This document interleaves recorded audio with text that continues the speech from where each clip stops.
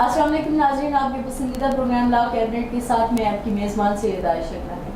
नाज़रीन, private schools भारी भरकम फीसेस, वालिदैन परेशान। आखिरकार सुप्रीम कोर्ट को अपने दायरा-कार का इस्तेमाल करते हुए तफसीली फैसला सुनाना पड़ा। वो तफसीली फैसला क्या है उसके बारे में जानते हैं मरूफ कानूनदान रिजवान ज़काबिल साहब से। जी बिल्कुल, इसमें लाहौर हाई कोर्ट ने बड़ा अच्छा फ़ैसला दिया है और काफ़ी डिटेल्ड उसमें जजमेंट है और इसमें number of lawyers, prominent lawyers ने पार्टिसिपेट किया है और उसकी बिल्कुल उन्होंने रीजनिंग भी दी है कि कैसे प्राइवेट स्कूल्स हैं, उनका कारोबार करना उनका बुनियादी हक़ है और गवर्नमेंट की तरफ से जो 5% का फ़ीस बढ़ाने का कैप लगाया गया है उसको भी रेगुलेटरी अथॉरिटी में दिया गया है। देखिए, पाकिस्तान एक ऐसा मुल्क है जहाँ पे आइनी तौर पे फ्री एजुकेशन की हद तक जो है वो आ चुके हुए हैं, कॉन्स्टिट्यूशनल मैंडेट आ चुका हुआ है, लेकिन उसको नीचे से बिल्कुल इम्प्लीमेंट नहीं हो रहा। उसमें लॉयर्स ने आर्गूमेंट भी दिए हैं कि ये बिल्कुल एप्लीकेबल है, गवर्नमेंट के ऊपर भी एप्लीकेबल है और प्राइवेट के ऊपर भी एप्लीकेबल है और इसको इनकॉर्पोरेट करना चाहिए।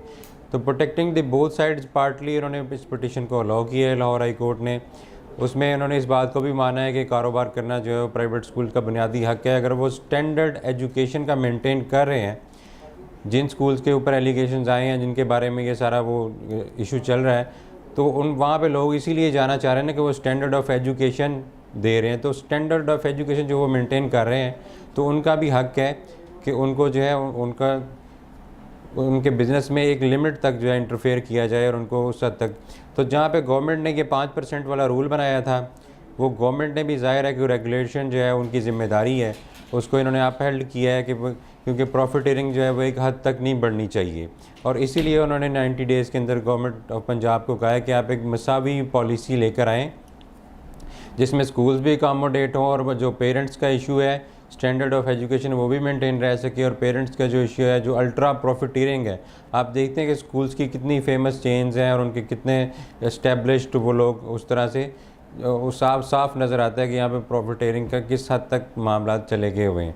तो दोनों चीज़ों को बैलेंस करने के लिए ज़रूरी है कि उसमें जो है 5% वाला कैप जो है उसको गौर से देखा जाए और जो भी उसके ऊपर जाना चाह रहा है स्कूल वो उसको जस्टिफाई करे अपनी क्वालिटी और स्टैंडर्ड्स के साथ। और ओवरऑल अगर देखा जाए तो ये इशू जो है गवर्नमेंट बहुत बड़ा लैग कर रही है, जो इसने प्राइवेट के ऊपर छोड़ दिया हुआ है और उसको रेगुलेटरी अथॉरिटीज़ में कामयाब नहीं हो पा रही है। अभी ये रिसेंट पास्ट में हम देखते हैं कि कुछ पॉजिटिव स्टेप्स आए हैं जिनमें ये वाला लॉ बना था जो इस कॉन्स्टिट्यूशनल पिटीशन में चैलेंज भी हुआ है, जिसमें 5% का उन्होंने कैप लगाया था।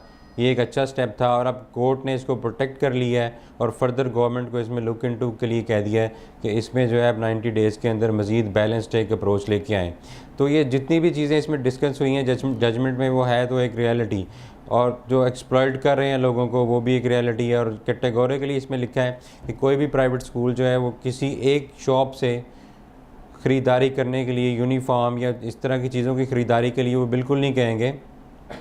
पेरेंट्स की मर्ज़ी है कि वो जहाँ से मर्ज़ी चीज़ें ख़रीदें और इस तरह की चीज़ें वो नहीं होंगी। तो इस तरह इसमें बहुत ज़्यादा डिटेल जजमेंट्स आई हैं। जो पिटिशनर साइड थी उसमें बहुत ज़्यादा प्रोमिनेंट लॉयर्स थे, फिर भी ये साथ में कुछ सिक्योरिटी और दाखिला फ़ीस और ट्यूशन फ़ीस के हवाले से भी बातें हुई हैं। ज़ाहिर है कि वो सारी चीज़ें रेगुलेशन का हिस्सा है। इसी के ऊपर जो है गवर्नमेंट को टाइम दिया गया है कि उसके ऊपर रेगुलेट करके लेके आएँ। उसके ऊपर जो है गवर्नमेंट की ज़िम्मेदारी है कि वो रेगुलेटरी के तौर पे इंटरवेंशन करता रहे एक रीज़नेबल हद तक। तो दोनों साइड्स को प्रोटेक्ट करना जो है इसमें बहुत ज़रूरी है। बहुत ही टेक्निकल और बैलेंस करके चलने वाले वो मामलात हैं कि दोनों को जो प्राइवेट स्कूल्स हैं वो भी अकोमोडेट हों, जो अच्छा स्टैंडर्ड दे रहे हैं, और गवर्नमेंट जो है विजिलेंटली इसमें इंटरवीन करके ताकि पेरेंट्स की भी एक्सप्लॉयटेशन ना हो। जो अच्छा एक कानून आ गया हुआ है जिसमें 5% का कैप जो है वो उसने डिफ़ाइन किया है, उसको प्रोटेक्ट किया जा सके। जी बिल्कुल सही बात है, बिल्कुल सही। और वैसे भी फीसेस जितनी भारी भरकम फीसेस हैं, वालदैन बेचारे तो मतलब पता नहीं चलता, महीना गुजरता है और वालदैन के सर पे तलवार लटक रही होती है। और कई स्कूल्स तो ऐसे हैं जिसमें कहा जाता है कि 6 माह की फीसेस पहले जमा करा दी जाए, और कोई स्कूल्स ऐसे हैं जो कहते हैं कि 2 माह की फीसेस इकट्ठी जमा कराई जाए। वो सबसे ज़्यादा बर्डन है।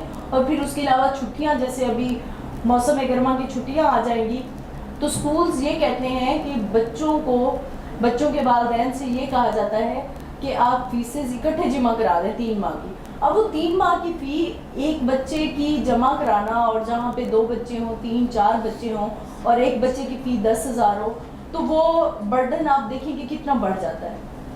तो इस सिस्टम में भी कोई जजमेंट्स आई हैं? जी, प्रीवियसली इसके ऊपर भी जजमेंट्स आ चुकी हैं, इसको भी गलत करार दिया गया है।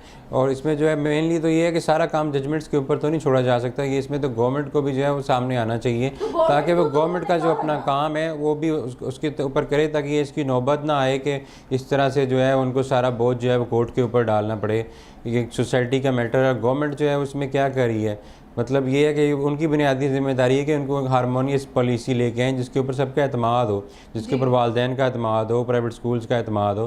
तो ये उनकी ज़िम्मेदारी है कि वो ऑन बोर्ड लें और इसको करें सारा। और हर बात तो अगर अदालत में जाके तय होनी है तो फिर वो वैक्यूम वहाँ पे आ जाता है कि वो क्या कर रहे हैं। आजकल तो आपको पता है सिनेरियो यही चल रहा है, हर बात की अदालत में जाए तो फिर जाके मसला हल होता है, अदरवाइज तो मसला हल ही नहीं होता। इसका मतलब यही है ना कि आपके गवर्नमेंट के जो नुमाइंदे हैं, जो इलेक्टेड पॉलिटिशियंस हैं, वो अपना काम नहीं कर पा रहे। स्ट्रेट अवे यही इसमें सिचुएशन बनती है। रोशन की तरह यहाँ है बात कि गवर्नमेंट के इदारे अपने काम नहीं करते और हर बात के लिए एक आम जो बंदा है उसको कोर्ट की तरफ देखना पड़ता है। ना पुलिस काम करती है, ना कोई और इदारा काम करता है। पुलिस सबसे बड़ी फोर्स है, जब वो ही काम नहीं करती तो बाकी इदारे तो उनका तो अल्लाह हाफिज़ है। जाहिर है कि पब्लिक इश्यूज़ के ऊपर उनका फोकस नहीं है। ये भी आया कि मतलब मेरे तो सुनने की बात है, बाकी तो आपको तफसील से पता होगा कि लाहौर हाई कोर्ट ने साथ में ये भी कहा कि पंजाब गवर्नमेंट को इन 30 दिनों का जो वक्त मिला है इसमें वो मुसावी तालीम की पॉलिसी भी आके यहाँ पे उसको भी जस्टिफाई करें। ऑब्वियसली यही तो बात है, जो टाइम उनको मिला है उसमें उन्होंने एक बैलेंस्ड पॉलिसी जो है वही सबमिट करनी है, तो उसको ऊपर लेकर आना है। तालीम की पॉलिसी है, इसमें क्या जो प्राइवेट स्कूल्स में पढ़ाया जा रहा है वही सिलेबस? देखिए ये सारा मैटर भी अभी कंट्रोवर्सी का शिकार है ना, कि आपने बैलेंस करना है। आप जो स्कूल स्टैंडर्ड ऑफ एजुकेशन दे रहे हैं आपने उनको भी देखना है कि उनका क्या राइट बनता है, और जो 5% का कैप है उसको भी देखना है, और उसके मुताबिक फिर आपने जो है एक बैलेंस्ड उनको चीज़ें देनी है जिसमें पेरेंट्स भी एक्सप्लॉइट ना हों।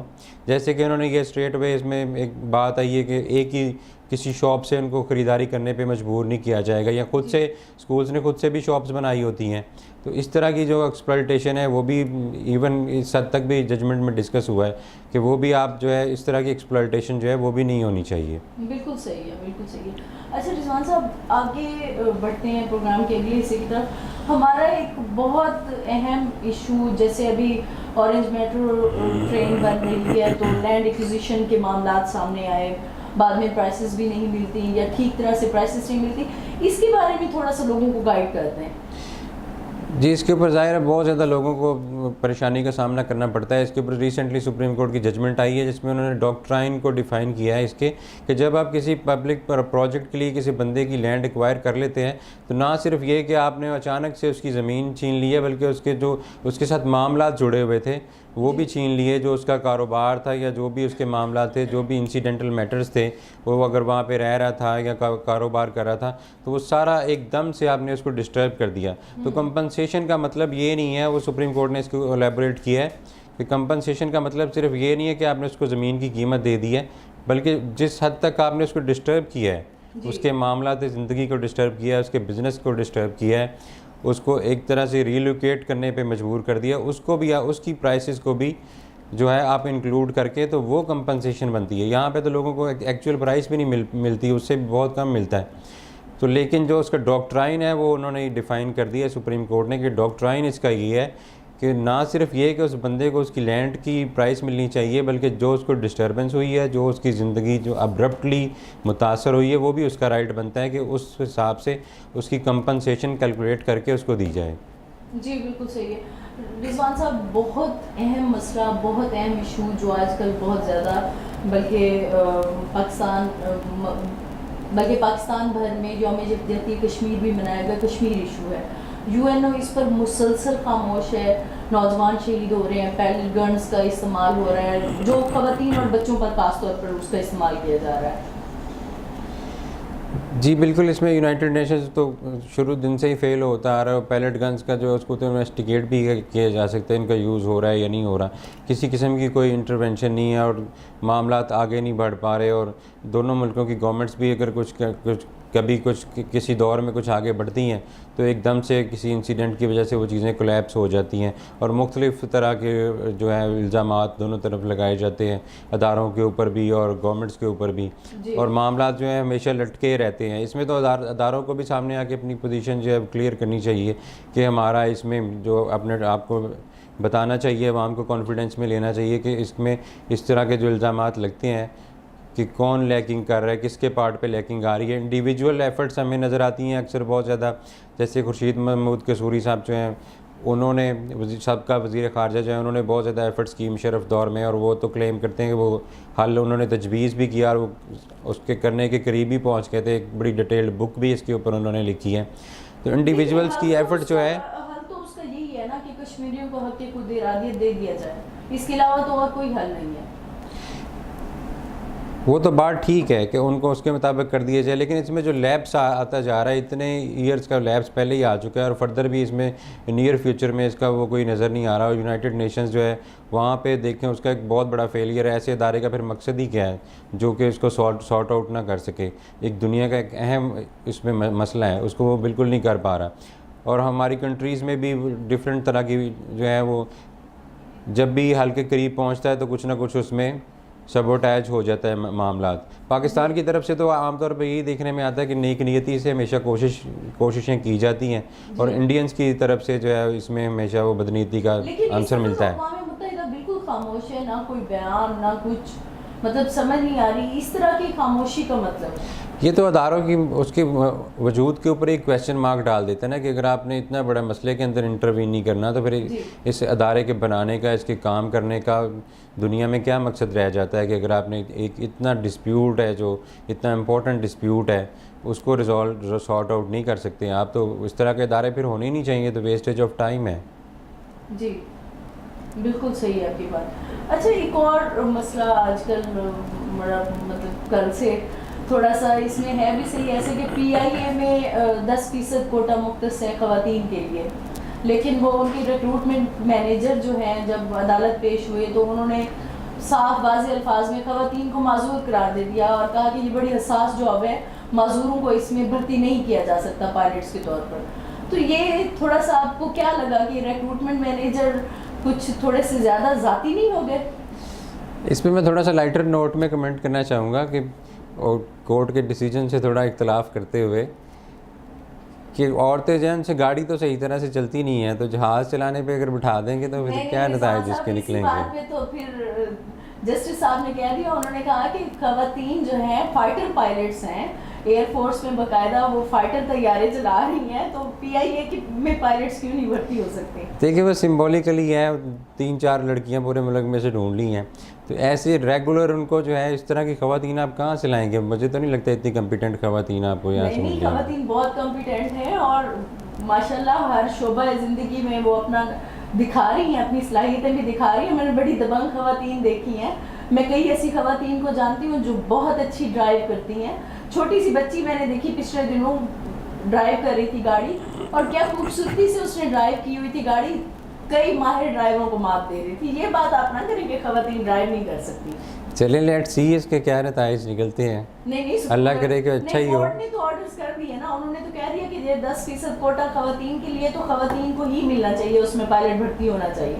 तो अब जो फिर उनके स्टैंडर्ड उनके मेरिट पे पूरा उतरेंगी तो वो ख़वातीन तो आगे आएंगी। मेरे ख्याल से तो रिव्यू करना चाहिए कोर्ट को, डिटेल उसमें रीजनिंग देनी चाहिए। हर जॉब जो है वो हर बंदे के लिए नहीं होती, शायद अपील में जाके उसके ऊपर वो गौर कर ले। सही। तो आप ये समझते हैं कि ख़वातीन को पायलट भर्ती नहीं करना चाहिए PIA में? चले PIA वाले खुश हो गए, खास तौर पर रिक्रूटमेंट पैसेंजर से जो ट्रैवलर्स हैं उनकी आपके हक में बोल दिया है और कहा है कि ख़वातीन को ट्रैवलर्स की देखिए, ट्रैवलर्स का एक सर्वे ले लेना चाहिए, अवामी सर्वे ले लेना चाहिए कि वो उस जहाज़ में बैठना भी चाहेंगे जिसको एक खातून चला रही हो। नहीं, बाप साथ बैठा होता है, बेटी ड्राइव कर रही होती है, ये तो कोई बात नहीं है। बेटा साथ बैठा होता है, माँ ड्राइव कर रही होती है, तो फिर तो डरना चाहिए कि ख़वातीन क्यों ड्राइव कर रही हैं। हाँ चले देख लें, लेट्स सी व्हाट हैपेंस। अब कोर्ट ने ऑर्डर कर दिया, ज़ाहिर है कि इम्प्लीमेंट होना है, लेकिन तो आप इस लेट्स सब में सी। नहीं है कि खवातीन को पायलट होना चाहिए। हाँ, मैं ज़ाती तौर पे नहीं समझता। चलिए, ये तो रिजवान साहब की खैर अपनी ज़ाती एक राय थी। बहरहाल कोर्ट की तरफ से ऑर्डर्स हो गए, पीआईए को उन्होंने सख्ती से ऑर्डर कर दिए कि खवातीन के लिए जो कोटा मुख्तस है उसी कोटे पर खवातीन की भर्ती मेरिट पर होनी चाहिए। नाज़रीन, इसके साथ ही हमारे प्रोग्राम का वक्त ख़त्म हुआ, हमें इजाज़त दीजिए। लेकिन जाते जाते हमारे पेज पर आप किसी भी किस्म का कोई कानूनी मुशावरत करना चाहते हैं, कोई सवाल पूछना चाहते हैं, तो हमारे पेज हाजिर है, आप उन पर सवाल पूछ सकते हैं, आपको उसका जवाब मिलेगा। इसके साथ ही हमें इजाज़त दीजिए। अल्लाह आपका हामी नासिर।